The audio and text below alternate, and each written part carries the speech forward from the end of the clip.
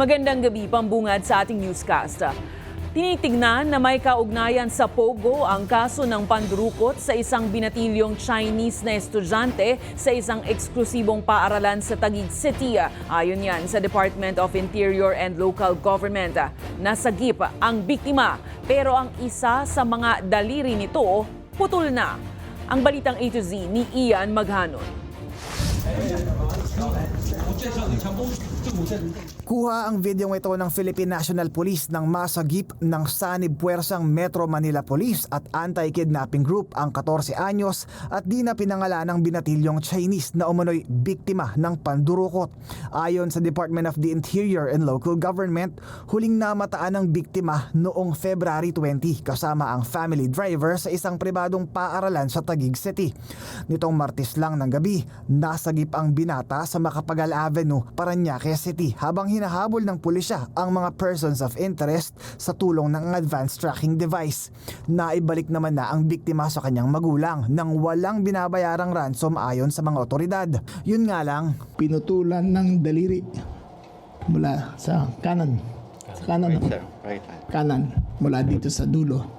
The ransom demand went from $20 million to $1 million to no ransom being paid by the family. Samantala, patay na ang family driver nang matagpuan sa San Rafael, Bulacan nitong Biyernes, pero natagpuan din ang mga ID at fingerprints ng mga persons of interest. Ayon naman sa investigasyon ng pulisya. Ito po ay involved sa Pogo industry at sa ngayon po ito raw po ay isang big time e-seller ng lahat po ng merchandise na pwedeng ibenta online. Dati raw nagmamay-ari ng Pogo operation ang mga magulang ng biktima hanggang sa mabaon sa pagkakautang sa kapwa Chinese. Base sa datos ng PNP Anti-Kidnapping Group, may 40 kaso ng pandurukot na naitala mula January noong nakarang taon hanggang February 2025 kung saan 10 ang nauugnay sa iligal na operasyon ng Pogo. Pero para kay Senator Risa Hontiveros, nakakabigla raw ang anyay muling pagbabalik nito sa gitna ng total Pogo ban. Kung yung kidnapping as a whole ay may resurgence dahil sa Pogo, so ayan, nakikita na naman natin kung paano ang Pogo ay naging pugad talaga ng iba't ibang mga krimen.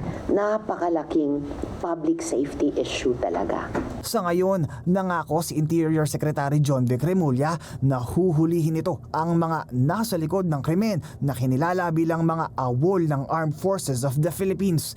Kaakibat niyan ang pag-activate ng DILG sa 911 emergency hotline sa Mega Manila at Cebu City sa Abril para makatulong sa pagpapababa ng krimen. Para sa Balitang A to Z, Ian Maghanoy.